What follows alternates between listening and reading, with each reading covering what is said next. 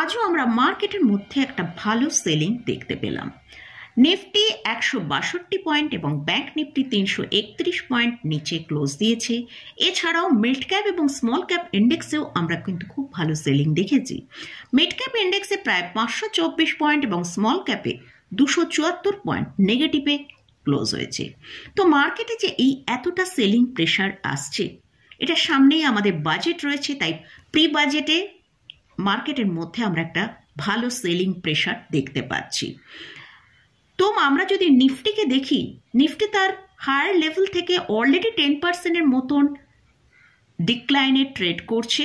আমরা যদি বিভিন্ন স্টকের দিকে ফোকাস করি, সেখানেও আমরা দেখতে পাচ্ছি অনেক স্টক আছে, সেসব স্টকে আমরা 20 থেকে 30% মতন একটা সেলিং অলরেডি দেখেছি। তো সেরকমই আজকে এবং সেই স্টকগুলো এখন ওভারসোল্ড পজিশনে রয়েছে এবং সাপোর্ট লেভেলের কাছে ট্রেড করছে। এরকমই আজকে 6টা স্টক নিয়ে ডিসকাস করব, যে স্টকগুলো আগামী দিনে আগামী 6 থেকে 1 বছরের মধ্যে একটা ভালো রিটার্ন আমাদের প্রোভাইড করতে পারে। এছাড়াও মার্কেট নিয়েও আলোচনা করব। চলুন ভিডিওটা শুরু করা যাক। ভিডিও শুরু করার আগে বলি, চ্যানেলে যদি ফার্স্ট টাইম ভিজিট করে থাকেন অবশ্যই চ্যানেলটা সাবস্ক্রাইব করে নেবেন আর পাশে থাকা বেল আইকনটা প্রেস করে রাখবেন। আমি ভিডিও আপলোড করার সাথে সাথে আপনাদের কাছে ভিডিওটা পৌঁছে যাবে। আর ভিডিওটা যদি ভালো লাগে অবশ্যই লাইক এবং শেয়ার করতে ভুলবেন না।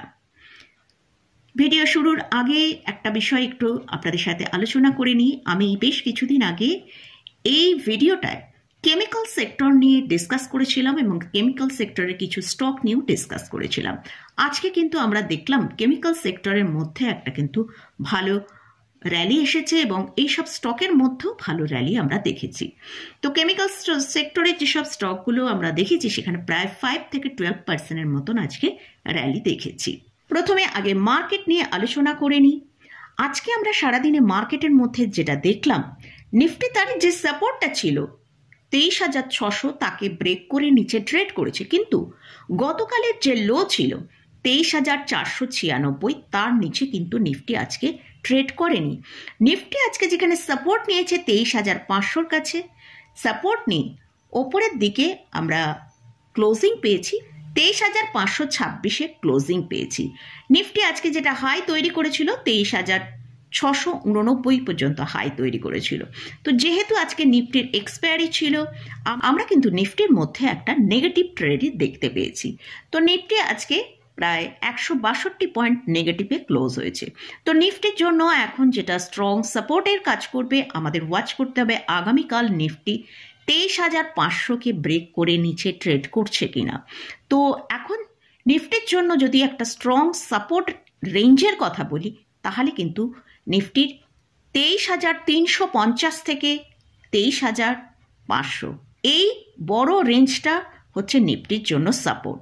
অর্থাৎ নিফটি যদি 23,500কে ব্রেক করে নিচের দিকে, আমরা 23,350 নেক্সট সাপোর্ট রয়েছে তার কাছে আসতে পারি।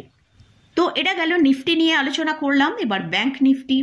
ব্যাংক নিফটি তো আজকে আমরা একবারও ব্যাংক নিফটিকে 50,000-এর ওপরে যেতে দেখিনি। ব্যাংক নিফটির আজকে যেটা হাই তৈরি করেছিল 49,798 আর ক্লোজিং টাইমে আমরা ক্লোজ পেয়েছি 49,503-এ। তো গতকালই আমি আপনাদের সাথে শেয়ার করেছিলাম ব্যাংক নিফটি যদি 49,700 থেকে 49,600 নিচে ট্রেড করতে থাকে তাহলে ভালো একটা সেলিং আসবে। সেরকম আজকে আমরা ব্যাংক নিফটিকে নিচের দিকে 49,230 পর্যন্ত নিচের দিকে আসতে দেখেছি। তো ব্যাংক নিফটির জন্য এখন যেটা স্ট্রং সাপোর্টের কাজ করছে সেটা হচ্ছে 48,900 থেকে 49,100। এই জায়গাটা যদি ব্রেক করে তাহলে কিন্তু ব্যাংক নিফটি এখান থেকে আরো ভালো সেলিং প্রেশার আসতে পারে। তো মোটামুটি এটা গেল নিফটি এবং ব্যাংক নিফটি নিয়ে আলোচনা করলাম। এবারে আসছি যে 6টা স্টক আমি আমার ওয়াচ লিস্টে রেখেছি, সেই 6টা স্টক নিয়ে ডিসকাস করব। তো প্রথমেই বলে রাখি, এই যে 6টা স্টক নিয়ে আলোচনা করছি, 6টা স্টকই কিন্তু লার্জ ক্যাপ ক্যাটাগরি স্টক। এখানে আমরা 20 থেকে 30% ডিক্লাইন দেখেছি। তো আগামী হয়তো 6 থেকে 1 বছরের মধ্যে এই সব স্টকগুলো 20 থেকে 30% 40% র্যালি আসার সম্ভাবনা আছে।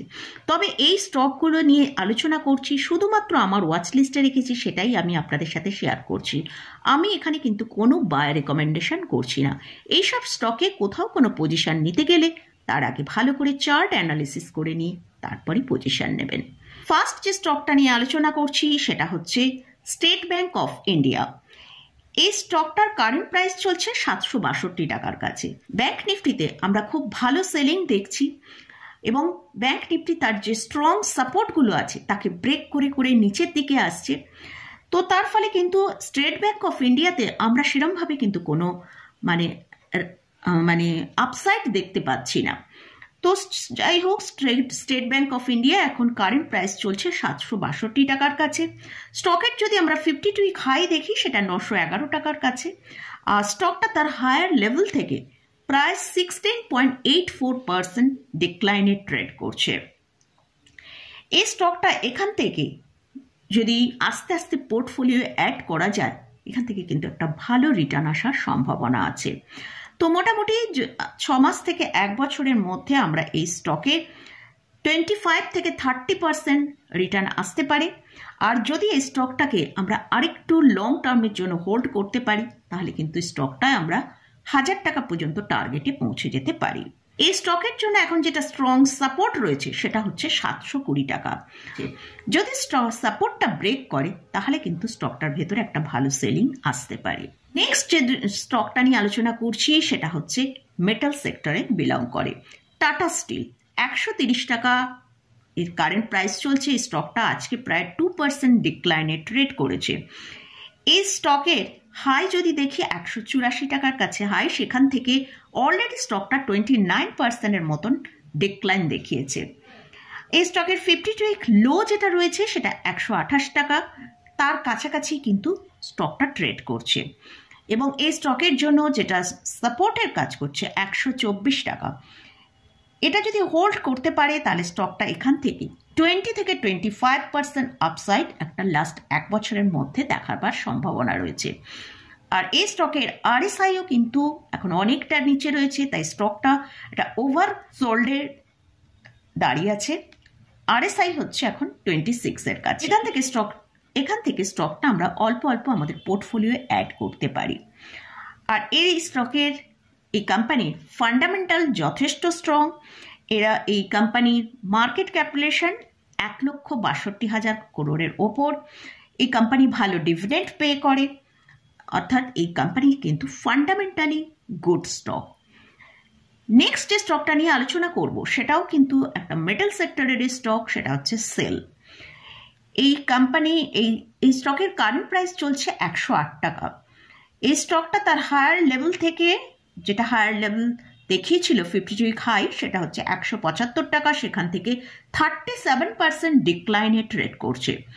স্টকটা তার 52 উইক লো হচ্ছে 107 টাকা 50 পয়সা, তাহলে তার যে লো আছে তার কাছাকাছি ট্রেড করছে। মেটাল সেক্টরে কিন্তু একটা ভালো র্যালি আসার সম্ভাবনা আছে। আমরা যদি মেটাল সেক্টরের ম্যাক্সিমাম স্টককে দেখি, সেই স্টকগুলো কিন্তু একটা আন্ডার পারফর্ম করছে। তো চার্টে আমরা দেখতে পাচ্ছি। তো এই স্টকগুলোই কিন্তু 6 মাস থেকে 1 বছরের মধ্যে একটা ভালো র্যালি আসার সম্ভাবনা আছে। যদি এই স্টকের চার্টটা দেখি, সেলের চার্টটা দেখি, সেখানে আমরা দেখছি এই 108 লেভেলের কাছে কিন্তু 3 বার সাপোর্ট নিয়েছে।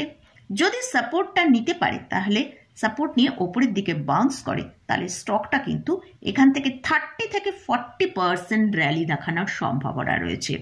আর এই স্টকের জন্য যেটা সাপোর্ট রয়েছে সেটা 102 টাকার কাছে একটা সাপোর্ট রয়েছে। যতক্ষণ এই 102 টাকার ওপরে রয়েছে, স্টকের মধ্যে কিন্তু একটা ভালো বাউন্স আসার সম্ভাবনা আছে। আর এই স্টকের আরএসআই ট্রেড করছে 33 এর কাছে। নেক্সট যে স্টকটা নিয়ে আলোচনা করছি সেটা হচ্ছে কোল ইন্ডিয়া। এই স্টকের কারেন্ট প্রাইস চলছে 372 টাকা।